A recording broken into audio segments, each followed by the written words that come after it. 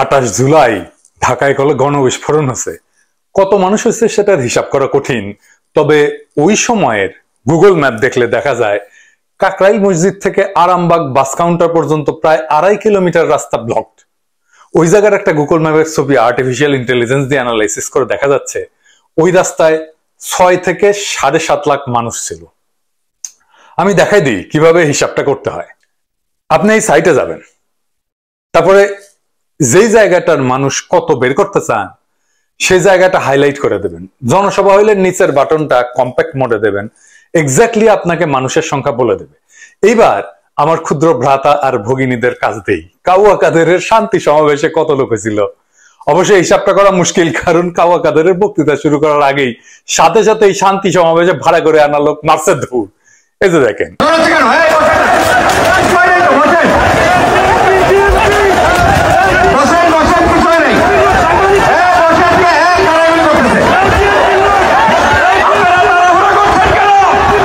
আওয়ামী লীগের তার লেসপেন্সাররা হাউকা করতেছে সহিংসতা কইরা, বিএনপি নাকি সহিংসতা করবি। এই যে দেখেন ডিবিসি নিউজ, এখানে মানবাধিকার মিজান তার রেফারেন্স ইউজ করা হয়েছে, আবার রানা দাশগুপ্ত রেফারেন্স ইউজ করা হয়েছে। আপনাদের দুইজনেরই বলতেছি, আপনারা যদি এই কথা না বইলা থাকেন তাহলে প্রতিবাদ করবেন। দেখেন আপনাদের রেফার কইরা কি কইতেছে। গত 26 জুলাই বিএনপির মিডিয়া সেলের ভেরিফাইড ফেসবুক পেজে তারেক রহমানের একটি ভিডিও বক্তব্য প্রচার করা হয়। ভিডিওর ক্যাপশনে লেখা হয়, দেশের ভাগ্যের সিদ্ধান্ত হবে রাজপথে। ইতিমধ্যেই তারেক রহমানের ভিডিও বক্তব্যকে পলাতক আসামির দুঃসাহস ও উস্কানি বলে মন্তব্য করছেন বাংলাদেশের জাতীয় মানবাধিকার কমিশনের সাবেক চেয়ারম্যান প্রফেসর মিজানুর রহমান।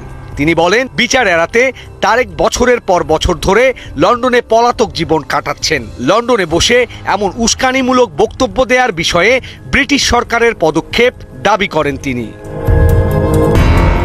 অন্যদিকে মানবাধিকার কর্মী ও বাংলাদেশ হিন্দু বৌদ্ধ খ্রিস্টান ঐক্য পরিষদের সাধারণ সম্পাদক আইনজীবী রানা দাশগুপ্ত বলেন, তারেকের এই হুমকি বাংলাদেশের সংখ্যালঘুদের জন্য গভীর উদ্বেগজনক। 2014 সালের জাতীয় নির্বাচনের আগে রাজপথে সহিংসতা ও সারা দেশের সংখ্যালঘুদের উপর হামলা এখনো ভুক্তভোগীদের আতঙ্কিত করে রেখেছে বলেও মন্তব্য করেন তিনি।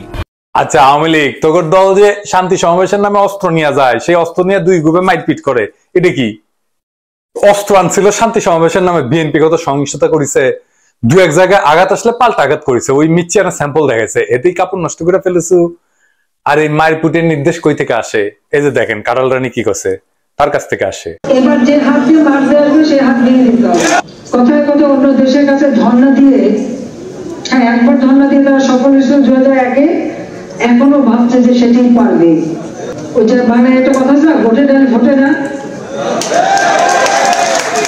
ভোটে ডালে আগাম ভোটা দিলে সেটা ভোটে না, এটা বোধহয় জানেও না তারা। এত সহজ ওটা এখন আর হবে না, আমরাও জানি কি করতে হবে। ওই নাকি জানে কি করা লাগবে।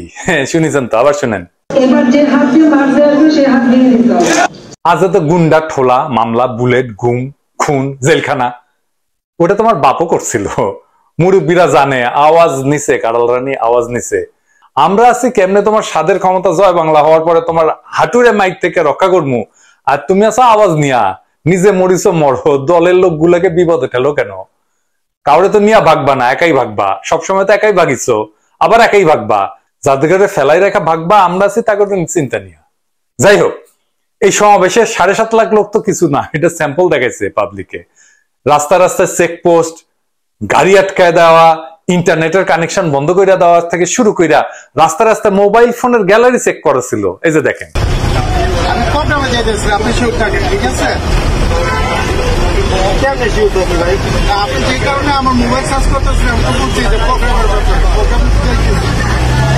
আচ্ছা বলেন, মোবাইল ফোন একটা অতি ব্যক্তিগত বিষয়, সেটা হাতে নিয়ে চেক করে ঠোলা ব্যক্তিগত জিনিস, একান্ত ব্যক্তিগত জিনিস। আপনার ব্যক্তিগত গোপনীয়তার অধিকার যেটা সংবিধানে লেখা আছে সেটাও আপনার নাই করলে। শুধু পুলিশ না, গত ডিসেম্বর 10 তারিখে এটা ছাত্রলীগও চেক করছিল। এটা কি স্বাধীন দেশ? আপনি কি স্বাধীন দেশের নাগরিক? এটা উত্তর কোরিয়ার চাইতে নিকৃষ্ট দেশ হয়েছে। এই পুলিশে ইনস্টিটিউটটা তো আর বাঁচানো যাবে না। র্যাব তো জয় বাংলা হয়েছেই, এখন বৈশা বৈশা খায় খালি। কোনটি দেখেন র্যাব রে? দেখেন না। স্যাংশন খায় সেই যে ঠাসি খাইছে সে শীত নিদ্রা কলে কাটে নাই। আর পুলিশে ঢুকাইছে সব আওয়ামী আর ছাত্রলীগের পোলাপাইন। এইগুলারে আবার বিএনপি অফিসের সামনে ডিউটি দিচ্ছে। এই যে দেখেন, ছাত্রলীগের চাঁদাবাজি করতে যায় ধরা খাওয়া গোলাম রব্বানির ভাই, সে বিএনপি অফিসের সামনে ডিউটি করতেছে। ইনকা কত ছাত্রলীগ ঢুকেছে তার এটা হিসাব করেছিলাম, আর এটা এপিসোড করুননি। হাসিনা জয় বাংলা হইলে এমনিতেও এই বাহিনী দিয়ে আপনি কাজ করতে পারবেন না। একেবারে নতুন পুলিশ বাহিনী গড়ে তুলতে হবে। এই নিপীড়ক, মানবাধিকার লঙ্ঘনকারী, আপাদ মস্তক করাপ্ট এই বাহিনী দিয়া কিছুই করা যাবে না। তো তারপর বিএনপি ঘোষণা দিছিল ঢাকার প্রবেশ মুখে অবস্থান কর্মসূচি দিয়ে ঢাকা অবরোধের। তো জনতার এই লড়াইয়ের মাঝখানে এলো হাসিনার ক্ষমতার কফিনে আর এক পেরেক। 14 কংগ্রেসম্যান আবার বিবৃতি দিল, বাংলাদেশের নির্বাচনে জাতিসংঘের শান্তিরক্ষী মোতায়েন চান। শুধু তাই না, সিটিতে আরো বলা হয়েছে যে জাতিসংঘ শান্তিরক্ষী বিভাগ অস্থায়ীভাবে বাংলাদেশের র্যাবে যারা কাজ করছে তার যে কোনো সদস্যকে জাতিসংঘ শান্তিরক্ষা কার্যক্রমে মোতায়েন করা রুখতে হবে, যতদিন পর্যন্ত না তাদের মানবাধিকার লঙ্ঘনের বিষয়ে পূর্ণাঙ্গ তদন্ত সম্পন্ন হয়। দেখতে পাইতেছেন চারিদিক থেকে ফাঁস কিন্তু টাইট হয়ে আসতেছে কারল রানীর। জাতিসংঘের শান্তিরক্ষী বাহিনী মোতায়েন করে নির্বাচন করার কথায় কি আমাদের খুশি হওয়া উচিত? এটা শুনতে ভালো লাগে। মানে ধরেন গত নির্বাচনে যেভাবে পুলিশ, র্যাব, বিজিবি এমনকি সেনাবাহিনী যে ভূমিকা রাখছিল তার থেকে তো ভালো হবে। মানে দেখেন প্রশাসনের লোকেরা আপনাদের বিশ্বাসযোগ্যতার অবস্থা কি, হাসিনার চাটতে চাটতে কি অবস্থা ফেলছেন দেশটাকে। কিন্তু আখেরে এটা প্রমাণ হবে যে আমরা একটা নিরপেক্ষ নির্বাচন নিজেরা করার হিম্মত রাখি না। এটা দেশের জন্য ভয়ানক রকমের ড্যামেজিং অবস্থা। শান্তিরক্ষীদের জন্য ভাতা বেতন দিতে হবে জাতিসংঘের ফান্ড থেকে। মানে আমাদের সারা দুনিয়ার মানুষ খরচা করে নির্বাচন করে দিবে, আমরা দুনিয়ার বোঝা। আমাদের শান্তিরক্ষী যাবে না অন্য দেশে, অন্য দেশের শান্তিরক্ষী আমাদের দেশে আসবে। চিন্তা করেন, আমরা নিজেদের আবর্জনা নিজেরাই পরিষ্কার করতে পারি। আমরা শুধু একটা জিনিস চাইছি পশ্চিমের কাছে, তা হইতেছে এরা মানবাধিকার লঙ্ঘন করে চুরি চামারি করে তারপরে জয় বাংলা হয়ে গেলে লুটের টাকা নিয়ে পশ্চিমে গিয়ে সেটেল করে মৌজ মাস্তি করে। ওরা বলে ইন্ডিয়া, রাশিয়া লেসপেন্সারি করলে ওই দেশে যাবে না। আমরা বলছি ওদের পশ্চিমে ঠাই দিও না, ব্যাস এইটুকুই। দেখেন স্যাংশন, ভিসা রেস্ট্রিকশন যা যা দিচ্ছে এসব তো ওরা যেন পশ্চিমে যাইয়া সেটেল করতে না পারে তার জন্য, তাই না? এতেই ওদের হাসিনার গুশ শুকায় ঘুটা হয়ে গেছে। তো এটাই করেন, আমরা হাসিনার লেসপেন্সারদের দ্রুতই জয় বাংলা করে দিব, তারপর সব কয়টারে বাকি জীবন জেলেই কাটাইতে হবে। বেকুব হাসিনা বুঝে নাই যে দুনিয়া পাল্টাইতেছে। ওয়ার অন টেররের কান্দে চাইপা, জঙ্গি কাঠ খেলা, পরাশক্তিদের লেজে খেলায়া হেভি সামে 15 বছর কাটায় নিল। ভাবছিল এইভাবে সারা জীবন চলে যাবে। আন্তর্জাতিক রাজনীতি তো ভিলেজ পলিটিক্স না যে সিস্টেম করে পার পেয়ে যাবা। টুঙ্গিপাড়ার ইউনিয়ন পরিষদের মেম্বার হওয়ার মেধানিয়া দেশ চালাইতে আসছে হাসিনা। তো যাই হোক, এর মধ্যে তো অবরোধ হইল। তারপরে কি হইল আসেন দেখি। গয়েশ্বর রায়কে রাস্তায় ফেলা যখন পিটাইতেছিল পুলিশ, খুবই মর্মাহত হয়েছিলাম। ওনার বয়স কিন্তু 75 বছর।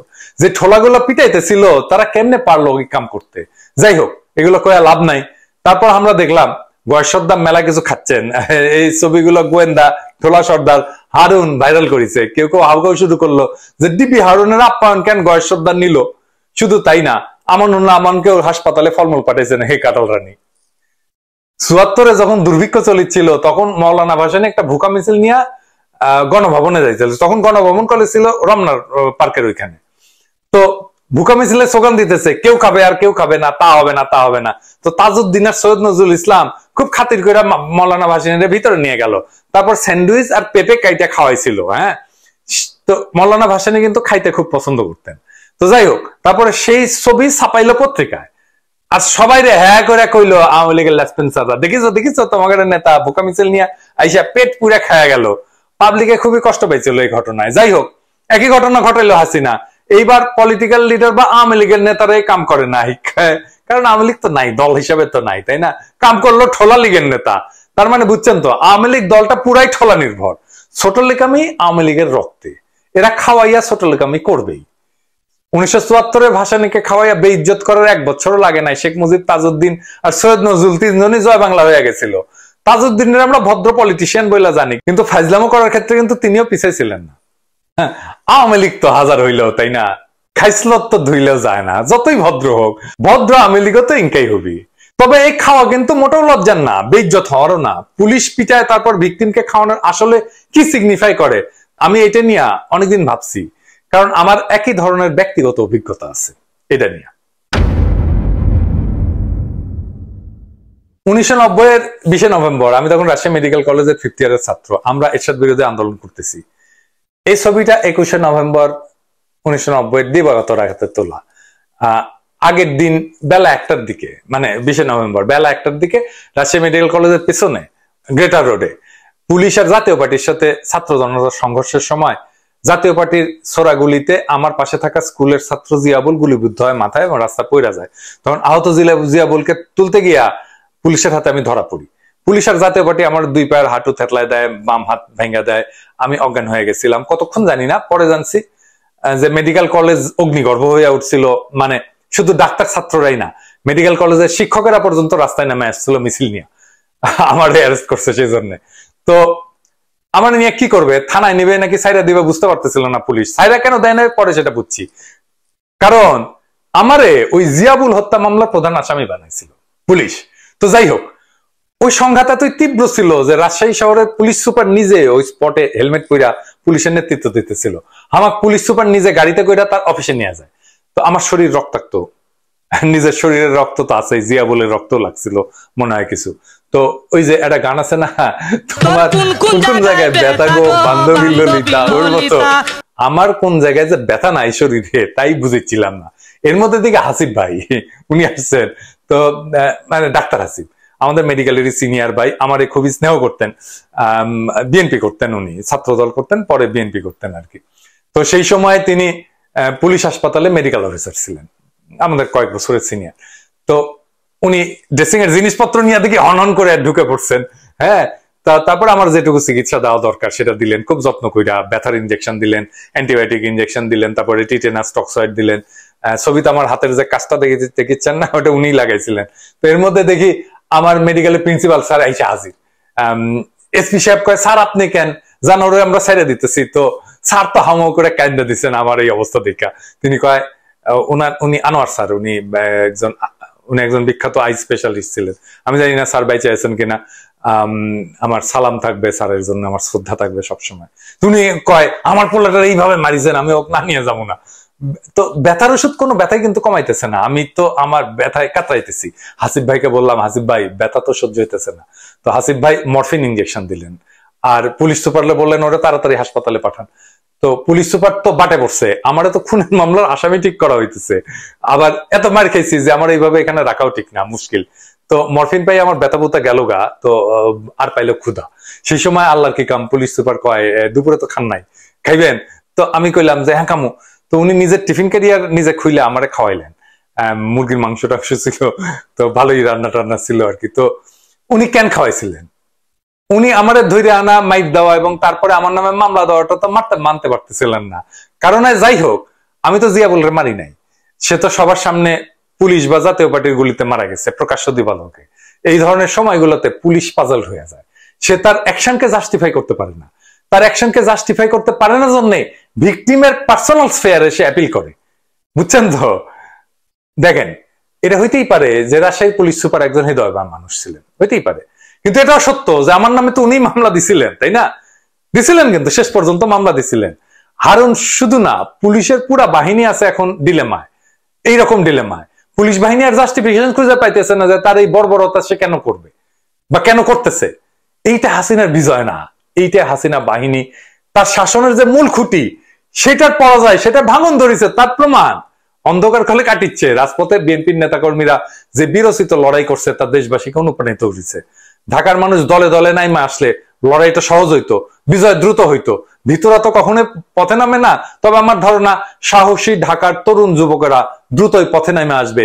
দেশবাসী আপনাদের অপেক্ষায় আছে।